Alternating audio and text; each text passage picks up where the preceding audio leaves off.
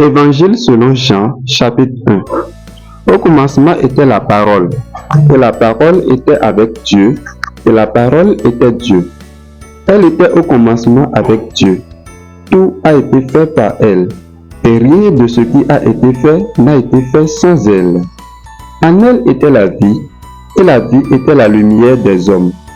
La lumière brille dans les ténèbres, et les ténèbres ne l'ont pas accueillie. Il y eut un homme envoyé par Dieu, du nom de Jean.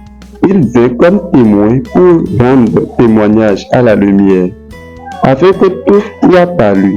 Il n'était pas la lumière, mais il vint pour rendre témoignage à la lumière. C'était la véritable lumière qui, en venant dans le monde, éclaire tout homme. Elle était dans le monde, et le monde a été fait par elle, et le monde ne l'a pas connue. Elle est venue chez les siens, et les siens ne l'ont pas reçue.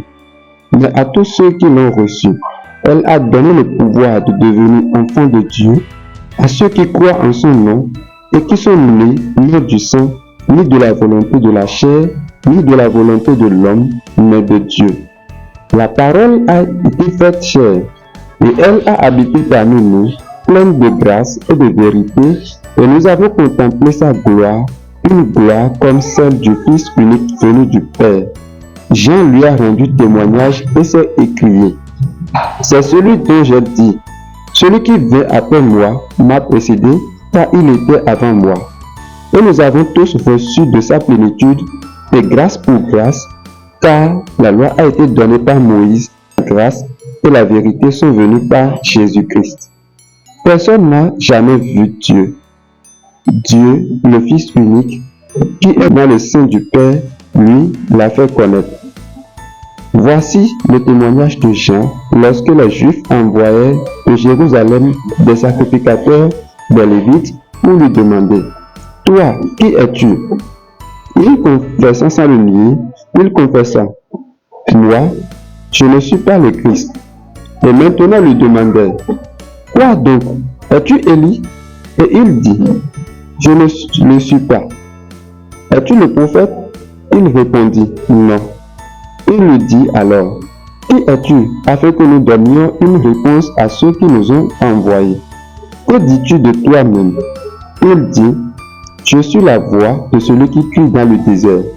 Rendez droit le chemin du Seigneur, comme l'a dit Ésaïe le prophète. Ceux qui avaient été envoyés étaient des pharisiens. Il l'interrogeait et lui dit: pourquoi donc baptises-tu si tu n'es pas le Christ, ni Élie, ni le prophète? Jean leur répondit: moi, je baptise dans l'eau. Au milieu de vous, il y en a un que vous ne connaissez pas et qui vient après moi. Je ne suis pas digne de délier la courroie de sa sandale. Cela se passait à Béthanie, au-delà du Jourdain où Jean baptisait. Le lendemain, il vit Jésus venir à lui et dit: voici l'agneau de Dieu qui ôte le péché du monde. C'est celui dont j'ai dit: après moi vient un homme qui m'a précédé, car il était avant moi. Et moi, je ne le connaissais pas. Mais afin qu'il soit manifesté à Israël, je suis venu baptiser d'eau. Jean rendit ce témoignage: j'ai vu l'Esprit descendre du ciel comme une colombe et demeurer sur lui. Et moi, je ne le connaissais pas. Mais celui qui m'a envoyé baptiser d'eau m'a dit: celui sur qui tu verras l'Esprit descendre et demeurer, c'est lui qui baptise d'Esprit Saint.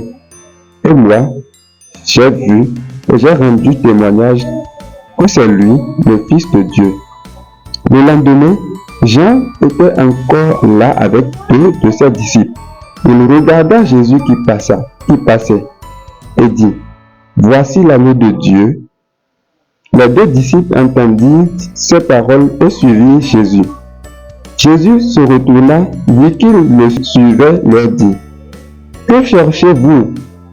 Il répondit: Rabbi, ce qui se traduit maître, où demeures-tu? Il leur dit: venez et vous verrez. Ils allèrent et virent là où il demeurait. Ils demeurèrent auprès de lui ce jour-là. C'était environ la 6e heure. André, frère de Simon-Pierre, était l'un des deux qui avait entendu la parole de Jean et qui avait suivi Jésus. Il trouva d'abord son propre frère Simon et lui dit: « Nous avons trouvé le Messie », ce qui se traduit Christ. Il le conduisit vers Jésus. Jésus le regarda et dit: « Tu es Simon, fils de Jonas. Tu seras appelé Céphas, ce qui se traduit Pierre. » Le lendemain, il voulut se rendre en Galilée et il trouva Philippe. Jésus lui dit: « Suis-moi. » Philippe était de Bethsaïda, ville d'André et de Pierre. Philippe trouva Nathanaël et lui dit: « Nous avons trouvé celui dont il est parlé dans la loi de Moïse et dans les prophètes, Jésus de Nazareth, fils de Joseph. » Nathanaël lui dit: « Peut-il venir de Nazareth quelque chose de bon? » Philippe lui dit: « Viens et vois. » Jésus vit venir à lui Nathanaël et lui dit: « Voici vraiment un Israélite dans lequel il n'y a pas de fraude. » Nathanaël lui dit: « D'où me connais-tu? » Jésus lui répondit: « Avant que Philippe t'ait appelé, quand tu étais sous le figuier, je t'avais vu. » Nathanaël répondit: « Rabbi, toi, tu es le Fils de Dieu. Toi, tu es le roi d'Israël. » Jésus lui répondit: « Parce que je t'ai dit que je t'avais vu sous le figuier, tu crois. Tu verras de plus grandes choses que celles-ci. En vérité, je vous le dis, vous verrez le ciel ouvert et les anges de Dieu monter et descendre sur le Fils de l'homme. »